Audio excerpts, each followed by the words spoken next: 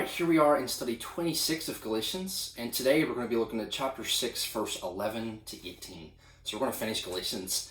Before we do, I'll answer the questions from verse 6 to verse 10.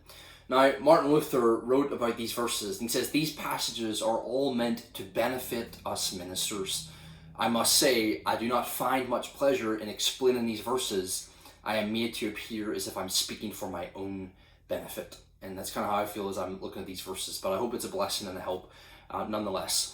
So question one, as Paul is speaking about the community life of believers and bearing one another's burdens, serving one another and helping one another, he writes about the relationship between the teacher and the taught.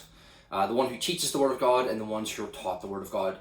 In the Spirit, we are now able to generously support those who teach us the Word of God. Now, the word used here in this verse is the same word Paul uses in Philippians 1 verse 5 and 4 verse 14 to 15.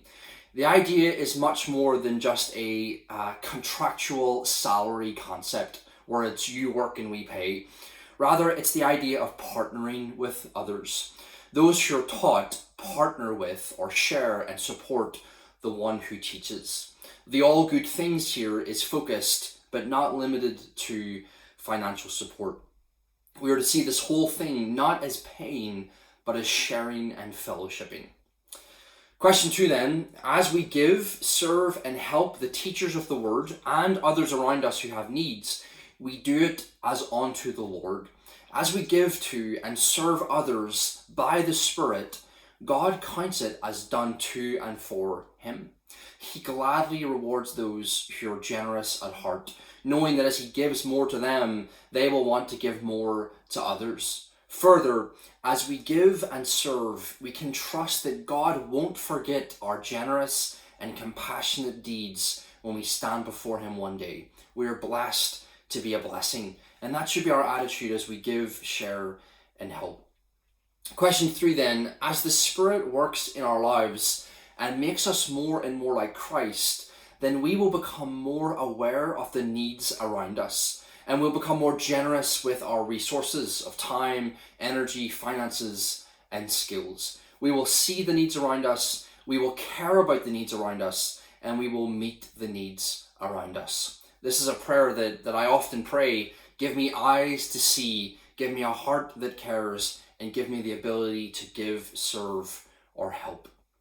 Now, only someone with the Spirit in them can consistently live this way. We can only live this way by grace. The flesh pulls against this kind of life of giving and sharing and serving and helping one another because the flesh is inherently selfish, but the Spirit rescues us to live this way. So questions then for verse 11 to 18 as we finish Galatians. Question one, what are the different motives of the Judaizers? Verse 11 to 13. We've looked at this before, but Paul's bringing a conclusion, a summary to everything he's been teaching here. So what are the different motives of the Judaizers? Verse 11 to 13. Question two, what are the motives of Paul? Verse 14 and verse 17. Also chapter 1 verse 10, chapter 2 verse 20, and chapter 5 verse 23.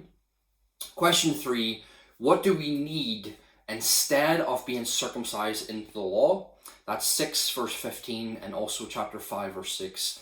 And then question 4, who knows God's grace, mercy, and peace? Or who receives God's grace, mercy, and peace? That's chapter 6 verse 16 and verse 18. Tomorrow we'll give the answers to these questions and we'll bring a summary to the whole letter to the Galatians. God bless.